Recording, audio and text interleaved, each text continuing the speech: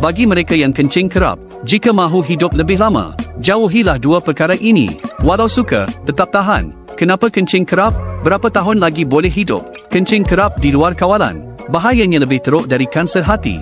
Ramai yang hairan, kenapa seseorang yang sihat mengalami kencing kerap? Sebenarnya, ini semua salah sendiri. 3 tabiat tak diubah. Tiada siapa boleh selamatkan. Hai semua, hari ini saya mahu ceritakan kebenaran di sebalik kencing kerap. Kencing kerap bermakna ada api dalam badan.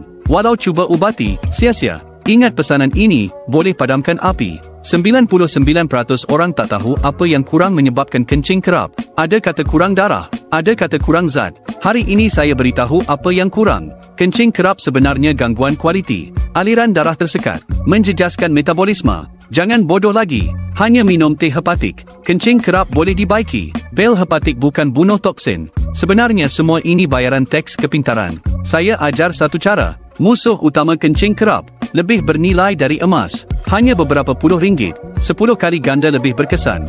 Guna cara ini, sembuh dalam 3 hari. Sama ada 10-20 kencing sehari. Mulut berbau, perut kembung, air kencing kuning. Sama ada 40, 50 atau 60 tahun. 1 botol sudah cukup. Saya berani sumpah depan seluruh netizen. Guna hari ini, gelak hari ini. Kalau ada produk palsu, saya jual semua harta untuk ganti. Habiskan toksin hati dalam 3 hari. Tidak berulang. Perut kembung, sendawa. 1 botol untuk mulut kering, berbau, badan lemah, peluh selalu. Kalau tak bersihkan sampah hati, sumbatan toksin, tak buat badan selesa. Saya tak mahu sesen pun. Malah rela berlutut di depan pintu anda 3 hari 3 malam. Inilah yang dicari mereka ada masalah hati. Kapsul hepatik GE Gen Qiyontang. Minum 2 kali sehari dengan air suam. Membersihkan sampah hati. Dipanggil pembersih hati. 1 botol. Buat badan selesa sehari. Hari ini saya beri 7 perkataan. Dengarlah baik-baik. Jamin pulangan, jamin baiki. Dibangunkan khas untuk masalah hati. Tak perlu beli banyak, kerana ia sangat cepat. Apabila hati bersih, perut kembung hilang, kencing kerap tiada, anda tak perlu minum lagi. Jika anda alami perut kembung, terbakar, sakit perut, kencing kerap, sendawa, cepat kenyang, najis lembik, mulut kering, selalu insomnia, mata kering, penglihatan kabur, tiada tenaga, ini tanda masalah hati serius. Hari ini, saya biarkan semua guna. Terima kasih kerana membersihkan hati. Terima kasih kerana menyelesaikan kencing kerap.